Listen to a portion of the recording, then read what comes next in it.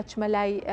دکتۆر عەبدولعەزیز سەرۆکی سەندیکای ئابووری ناسانی کوردستان کە لە وانی باکووری کوردستانەوە لەگەڵمانە. دکتۆر کاوە زۆر بەخێر هاتن، پێمان بڵێن کە سەرەتا بۆچی حکوومەتی فیدراڵی و حکوومەتی هەرێمی کوردستان هەتاوەکو ئێستا لەسەر جێبەجێکردنی سیستمی ئەسیکۆدا ناگەنە ڕێکەوتن، هۆکار چێکام سیستمە لە هەرێمی کوردستان جێبەجێ ناکرێت؟ بەڵێ زۆر سوپاس ئێوارە باش. هۆکارە سەرەکیەکە ئەوەیە تا ئێستا لە بابەتی دابەشکردنی داهاتێکی شێکان ئەوەی لە ئەنجامی سەپاندنی سیستەمی ئەسیکۆدا بەدەست دێتن نەگەیشتنە ئیتیفاق پێشگەلەوە حکوومەتی هەرێمی کوردستان مەرجیکردی شەبوو دەبێ خصوصیەتی هەرێمی کوردستان لە بەرچاو وەربگرێتن بەراورد لەگەڵ عێراقی فیدراڵ 4 ساڵی پێشتر بیرۆکەی ڕێککەوتنی لەسەر هەبوو، لێکتێگەیشتن هەبوو، بەڵام کار بوو گواستنەوەی ئەو لێکتێگەیشتنە بۆ ئەنجامدانی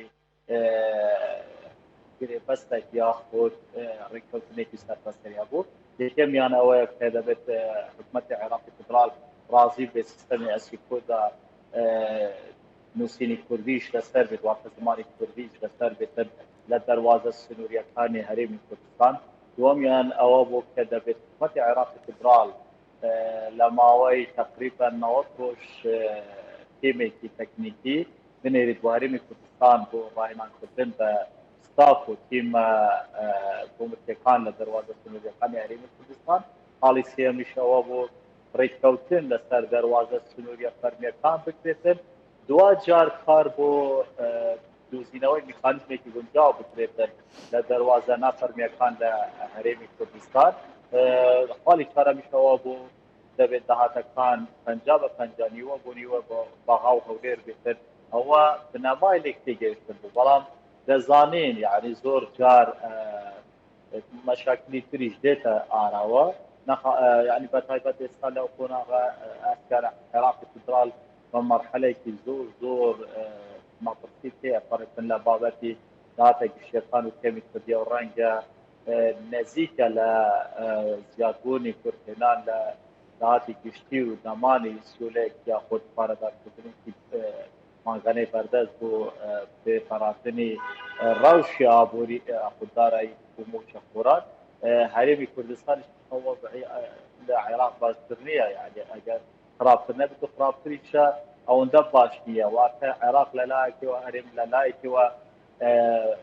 زیاتر کارەکەن بۆ دۆزینەوە لە جێبەجێکردنی ئەو سیستەمە یاخود دەست بە سەرداگرتنی کامە لە قازانجترە، واتە زۆرتر استفاده لێ دەکەت لە جێبەجێکردنی ئەو سیستەمە عالەمیە، واتە سیستەمە جیهانیەکە. پرۆسەکە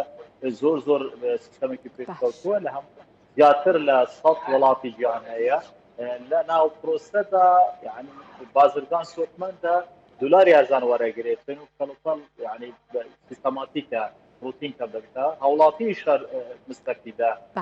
لەبەر ئەوەی ئەو بازرگانی تێکەڵی ئەو سیستەمەیە دولاری ئەرزان وەرگریتن ئەرزان بەدەست دەگەیتن واتە نرخەکان دابەزن، بەڵام حکوومەتی هەرێمی کوردستان لە سەپاندنی ئەو سیستەمە لەو قۆناغە زەرەرمەندە. باشە دکتۆر جەنابەت باسیەوەت کرد کە هەر کەس لە ڕوانگەی خۆیەوە قساکە لەسەر سیستمی ئەسیکۆدا. جەنابتان لە ڕوانگەی ئابووری ناسێکەوە پێمان بڵێن ئایا جێبەجێکردنی سیستمی ئەسیکۆدا لە هەرێمی کوردستان دیارە بازرگان شتێگەڵێ، لایەنی پەیوەندیدار شتێگەڵە، هاوڵاتی شتێکی تر ئەڵێ. بە بڕوای جەنابتان جێبەجێکردنی ئەم سیستما تێچووی هاوردا بەرز ئەکاتەوە یاخود ناواتە بە زمانێکی خەڵکی ئەگەر بڵێن تێچووی کاڵاکان یان نرخی کاڵاکان لە هەرێمی کوردستان بەرز ئەکاتەوە یاخودنا؟ بەڵێ ئەو پرسیارێکی زۆر جوانە. دووشت هەیە. بیرۆکێکە بەو شێوەیە لەگەڵ سەپاندن و جێبەجێکردنی سیستەمی ئەسیکۆدا حکوومەتی عێراقی فیدراڵ مەرجێکی تریش هەیە، مەرجی یەکخستن و سەپاندنی تعریفەی کۆمەلگی یەکگرتووە، ئەوەی پێ دەڵێن تعریف الكومەلگیە الموحدة في العراق. یەک تعریفە، یەک ڕسوماتی باجی کۆمەلگیە، لێرەوە ئیشکال دروست دەبێتن. تا ئێستاش حکوومەتی هەرێمی کوردستان زۆر لە بابەتێکە عێراق جێبەجێ کردووە پابەند نەبوویە لە سەپاندنی کۆمەلگ، لەبەر ئەوەی تعریفەی کۆمەلگی تازە شتەکان زۆر گران دەکەن و ئەوە مەرجە بە دروستکردن و جێبەجێکردنی سیستەمی ئەسیکۆدا واتە دەبێت ئەگەر شتەکان لێک جیا بکەینەوە تەنیا سیستەمی ئەسیکۆدا بێت ئەوە لە بەرژەوەندی هاوردەکردنە شەکان ئەرزان دەبن ئەو بازرگانە ڕاستەقینەی زیاد دەبێتەوە لە بازرگانە فێکەکان بازرگانە ڕاستەقینە ئەوەی دروست ئیجادەکەن بە نرخی فەرمی دلار لەسەر 132 دلار وای 132,000 دینار لە بانکی ناوەندی عێراق وەزارەتی دارایی عێراق دلاری هەرزان بەدەستدەکەوێت بێجگە لەوە ڕوتین و کاری بجاردانی باج و رسومات و نە رسوماتی فەرمی و نە فەرمی ملیشیەکان و دەرواازە سنووریەکان و پارەی لەولاولەلا و هەموویان لێ دەردەچن واتە هەموو شتێک لە مەسلحەتی بازرگان و بازرگانیەتە لە بۆ هاوڵاتی باشە بەڵام ئەگەر ئەو مەرجی دووەمی جێبەجێ بکرێتن تعریفەی گۆمرکی تازە تقریبا بە حدودی 15 تا 25 تا 30 لە کاڵا کەمالیەکان ئەوەی زۆر زۆر نینە زیادیان کردەوە و ئەوە دەبێتە هەڵکارێک بۆ بەرزبوونەوەی نرخی کاڵەکان لەناو بازار. باشە دکتۆر هەندێک لە ڕخنەگران ئەڵێن ئەم سیستمی ئەسیکۆدایە بۆیە عێراق سوورە لەسەرەوەی کە لە سنوورەکانی هەرێمی کوردستانیش بسەپێت و جێبەجێ بکرێت لەبەرەوەی کە ئەوێت چۆن هەژمونیەکەی لەسەر کەرتینەوت و جومگەکانی ترسەپاندووە هەژمونی خۆی لەسەر خاڵە سنووریەکانی هەرێمی کوردستانیش زیاتر بکا بە بڕوای جەنابتان جێبەجێکردنی ئەسیکۆدا لە هەرێمی کوردستان بە مانای زیادبوونی ڕۆڵی حکوومەتی فیدراڵی ئەبێت لە بەڕێوەبردننی بازرگانی دەرەکی هەرێمی کوردستانە بێگومان هیچ شتێک تێدانە هیچ شتێک تێدانە لەو بابەتە عێراقی فیدرال بە هەموو شێوەیە ئێستا ڕفتارێکی تازە لەگەڵ عێراق لەگەڵ هەرێمی کوردستان دەکەن جەنگێکی ئابووری و جەنگێکی سار دەکەن کاتی جەنگی عەسکەری و تۆپ و تەیارە و ئەنفال و کیمیا تێپەڕیوە عێراقی فیدرال ئێستا ناتوانێتن ئەو جەنگە لەگەڵ هەرێمی کوردستان بکەن لەبەر دوو کار یەکەم هەموو محاولەی کرد لە 2007 بەشەلیان هێنا خڵاتی کرد ناتوانێتن عەسکەریان پەلاماری هەرێمی کوردستان بکەن بەڵام کاریگەرتر لە شەڕی عەسکەری و شەڕی تۆپ و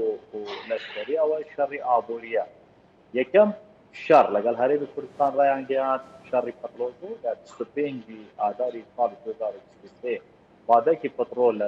لە سکاڵایەکی دادگای پاریس لە فەڕەنسا لە دەستی حکوومەتی هەرێمی کوردستان دەریانهێنا ئێستاش هەرێمی کوردستان باجی ئەو هێرشە ئابووریە ئەدەت کە عێراق تێی دەستە کرد شەڕی دووەمیش لەگەڵ هەرێمی کوردستان شەڕی دانانی خاڵی گۆمرکی تازە و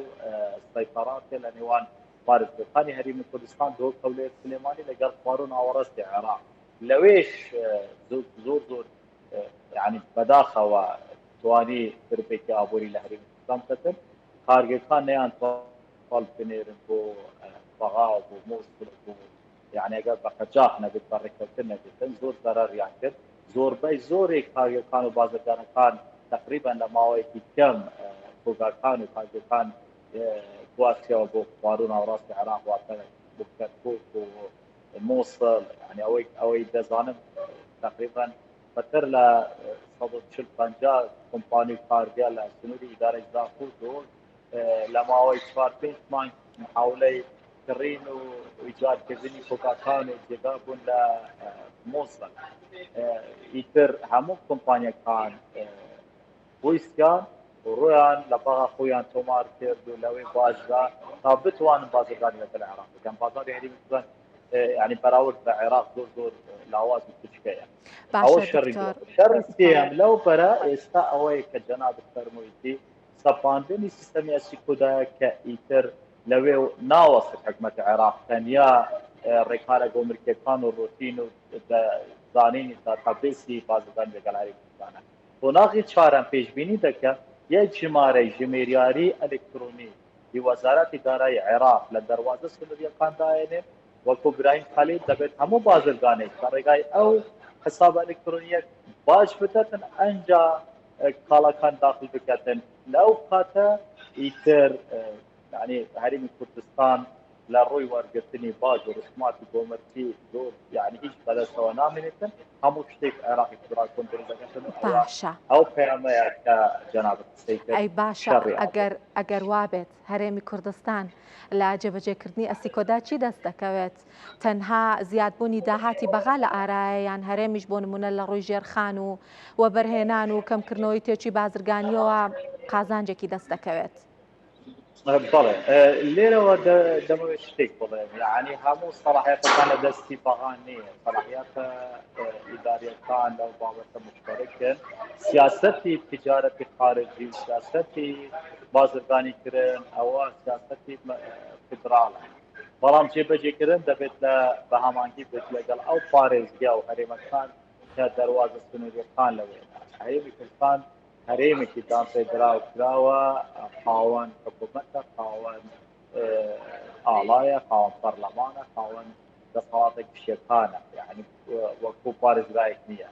عێراقی فدرال بۆی نییە تەدەخلی مباشر بکات ئەتوانێت سیستەمەکە بنێری بەڵام فەرمانبەر دەبێت لە هەرێمی کوردستان بێت بەپێ ئەو ڕێکەوتنە یعنی ممکنە داهاتەکان دابەش بکرێت 50% بۆ ئەو پارێزگا بکات هەرێم دیکەن 50% ڕاوانەی بەغا بکەن بەڵام دەبێت بەرامبەر ئەو 50%ی کە لە دەواازە سنووریەکان داهاتە گشتیەکان دەنێرێت و بەغا پابەند بێتن بۆ بەناردنی بەشە بودجەی هەرێمی کوردستان نەک موچە یعنی دەبێت ئێمە جیاوازی بکەین لە بەشە بودجە و لە موچەی فەرمانبەرانی هەرێمی کوردستان یان موچە خۆرانی هەرێمی کوردستان ئیتر دەبێت بەغا یعنی ئەو کاتێک کە کۆنتڕۆلی داهاتە گشتیەکان بکات پابەند بیتن بە ڕێژەی 12.67 کە ئەو ڕێکەوتنەی پارسال بوو بەڵام دەبێت بە پێ کۆتا سەرژمێری گشتی عێراقی فدرال